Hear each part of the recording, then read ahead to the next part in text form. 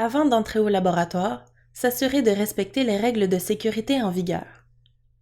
Avant de débuter le travail, s'assurer que votre espace de travail est propre. Au besoin, le nettoyer avec une solution désinfectante. Organisez le matériel requis sur votre espace de travail. Regroupez les items stériles autour de la flamme et les disposez dans l'ordre d'utilisation.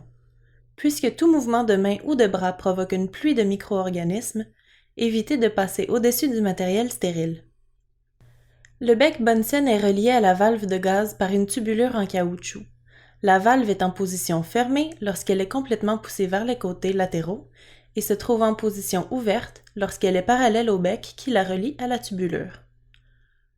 Examinez votre bec Bunsen. Repérez la vis d'entrée du gaz et la bague contrôlant l'apport en oxygène. La vis d'entrée du gaz devrait toujours être en position ouverte. Pour allumer le bec Bunsen, la bague de contrôle d'apport en oxygène doit être fermée. Avant d'ouvrir la valve de gaz, s'assurer d'être capable de produire des étincelles avec le briquet. Pour ce faire, appuyez sur la partie mobile du manche afin de frotter la pierre sur la lime de métal. Ouvrir la valve de gaz au maximum et créer une étincelle à la sortie du bec Bunsen. Notez que la flamme sera molle et valseuse lorsque l'entrée d'air est fermée. Ouvrir l'entrée d'air, puis remarquer l'apparition d'un cône bleuâtre à l'intérieur de la flamme. La flamme est alors adéquate pour créer une zone protégée limitée autour du bec Bunsen, où l'air chaud ascendant empêche les micro-organismes de se déposer. Travaillez dans un rayon de 20 cm de la flamme. Dans votre tiroir se trouve un tube de plastique contenant les différents fils utilisés au laboratoire, ainsi que le manche de coche.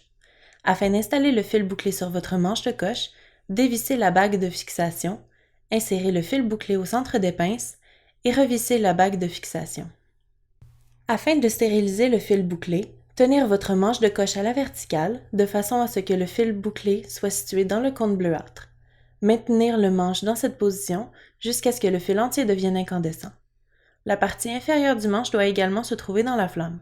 Retirez ensuite le manche de la flamme tout en le maintenant dans la zone protégée. Laissez refroidir le fil pendant une dizaine de secondes avant l'utilisation. Avec les tubes, toujours flamber l'embouchure lorsque le bouchon est retiré et tout juste avant de les refermer pour éviter leur contamination. Maintenir le bouchon avec votre auriculaire. Évitez d'insérer la partie non stérilisée du manche de coche dans le tube. Avec les boîtes de pétri, ouvrir à l'intérieur de la zone protégée par la flamme du bec Bunsen. Soulevez au minimum le couvercle en le maintenant au-dessus de la surface de la gélose avec la main non dominante. Rappel. Nettoyer et organiser son espace de travail.